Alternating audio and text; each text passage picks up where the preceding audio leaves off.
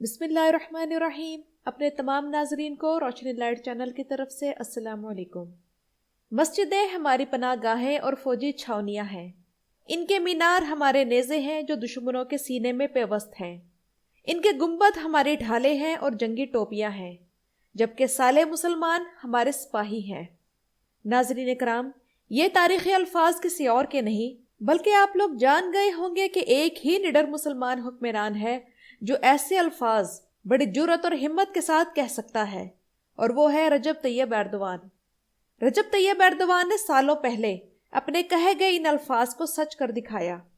مثلا پچھلے سال انہوں نے آیا صوفیہ، جو کہ مسلمانوں کی مسجد تھی مگر اسے کمال اتا ترک نے ایک میوزیم میں تبدیل کر دیا تھا، طیب ایردوان نے اسے مسجد میں تبدیل کر دیا اور پھر کئی اشہروں بعد وہاں سے اذان کی آواز گونجی۔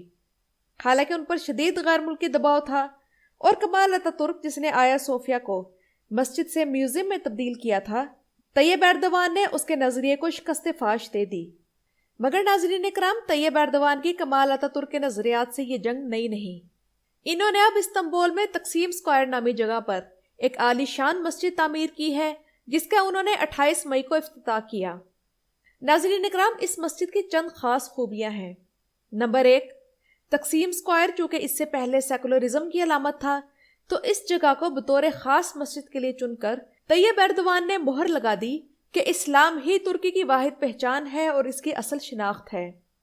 نمبر 2، اس مسجد کا نام مسجد تقسیم رکھا گیا، اور اس مسجد کا 30 فٹ بلند گنبد خاص طور پر ترک جمہوریہ کی اس یادگار کے اوپر موجود ہے جس کی بنیاد مصطفیٰ کمال اتا ترک نے رکھی تھی، یعنی یہ گنبد جان بوجھ کر اس یادگار کے اوپر بنایا گیا ہے۔ اور تیسری خاص بات یہ ہے کہ ناظرین اکرام، یہی تقسیم اسکوائر وہ جگہ ہے جہاں ترکوں نے 2016 میں ایک فوجی بغاوت کو اپنے پیروں تلے کچل دیا تھا اور طیب ایردوان کے حق میں اپنی وفاداری ظاہر کر دی تھی۔ لیکن میں یہ بات یہاں واضح کر دوں کہ فوجی بغاوت 2016 میں ہوئی تھی، جبکہ ترک حکام نے ٹویٹر پر صدر ایردوان کی 1994 کی ایک ویڈیو شیئر کی ہے جب وہ استنبول کے میئر بنے تھے، اور تب وہ ایک اونچی بلڈنگ سے اس علاقے کی طرف اشارہ کر کے کہہ رہے تھے کہ وہ وہاں مسجد تعمیر کریں گے۔ اور اب ناظرین اکرام، عین اسی جگہ مسجد موجود ہے جہاں طیب ایردوان نے اشارہ کیا تھا، یعنی اس مرد حق نے جو کہا کر دکھایا۔ آپ لوگ شاید یہ سوچ رہے ہوں گے کہ مسجد بنانا کیا کمال ہے، مسجد تو مسلمان ممالک میں بنتی رہتی ہیں۔ تو یہاں میں ناظرین اکرام ایک چھوٹا سا واقعہ بیان کروں گی جس سے آپ لوگوں کو سمجھ آ جائے گا کہ ترکی میں مسجد بنانا، اور وہ بھی ایسی خطرناک جگہ پر، کتنا مشکل کام ہے۔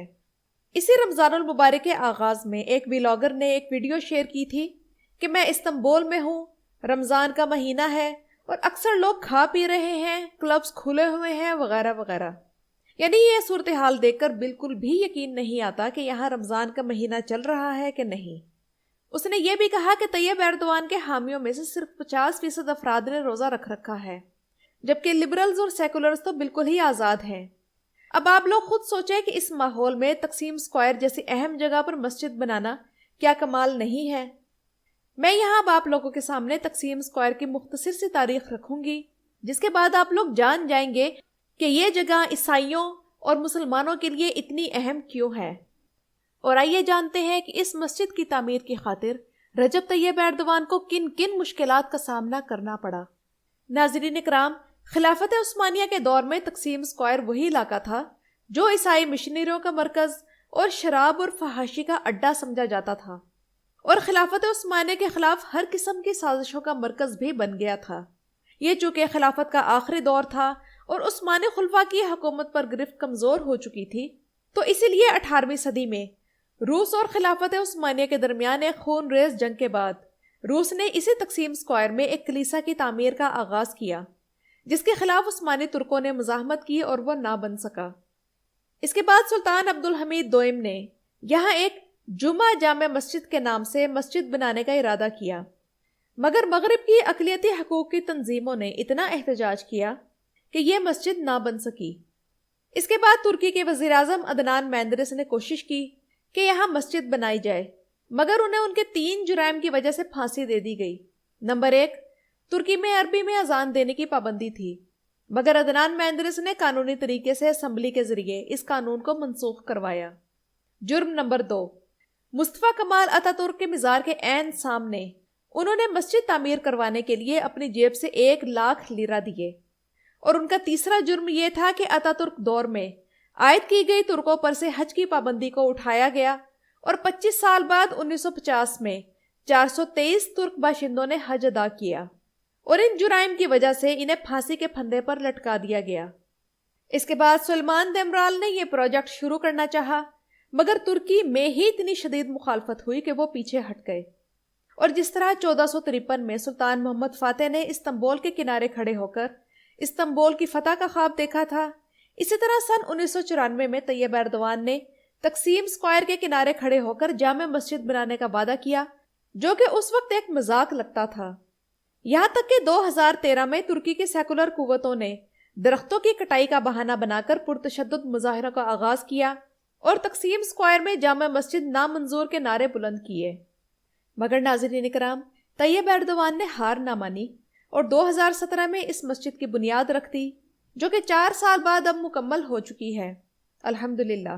اور ترکی کے صدر رجب طیب ایردوان نے استنبول کی فتح کے 568 سال مکمل ہونے پر اس مسجد کا افتتاح کر دیا۔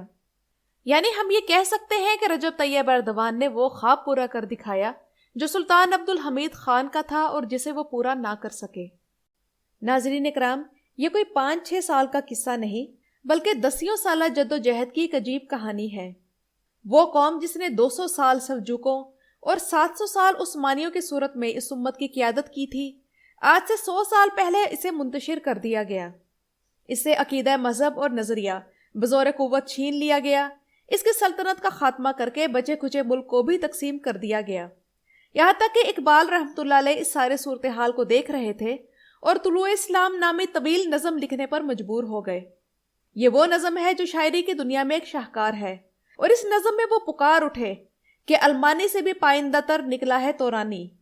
اس کا مطلب ہے کہ المانی یعنی جرمن، ان سے تورانی یعنی کہ ترک قوم سرخرو نکلی۔ عام ذہن کے لیے یہ ایک عجیب بات تھی کہ جنگ عظیم میں شکست خوردہ ترک قوم کیسے عظیم نکلی، مگر وقت کا پہیہ چلتا رہا۔ پہلے بدیع الزماں سعید نورسی آئے، ایک سوچ دی۔ اس کے بعد عدنان مندرس آئے، انہوں نے پھانسی قبول کی لیکن اس سوچ سے پیچھے نہیں ہٹے۔ اس کے بعد نجم الدین اربکان آئے اور ترک سیاست پر چھا گئے، اور اس سیلاب کا مقابلہ کرنے کے لیے اسی سیکولر کشتی میں سوار ایک ایسا ملاح آیا جو دور اندیش تھا، جو مذہب اور سیکولرزم کی بحثوں میں نہیں الجھا۔ ہاں، دل سے وہ پکا مسلمان تھا، لیکن مصلحت کی خاطر وہ کھلم کھلا اس کا اقرار نہیں کر سکتا تھا۔ اس شخص نے پرفارمنس دکھائی، ہر غریب اور نادار، مذہبی اور سیکولر کو گلے لگایا، ان کی لائف سٹائل کو تبدیل کرنے لگا۔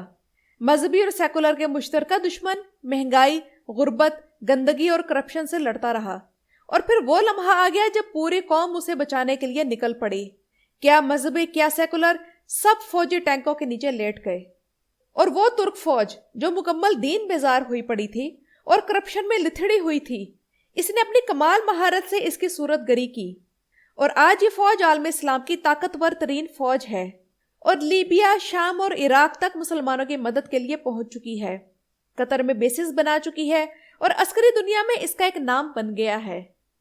اور ناظرین اکرام، اقبال رحمہ اللہ نے طلوع اسلام نظم میں اسی مستقبل کی پیشن گوئی کی تھی جسے پورا ہونے میں 100 سال لگے، اور ہم وہ خوش قسمت لوگ ہیں جو آج رجب طیب ایردوان کے دور میں زندہ ہیں۔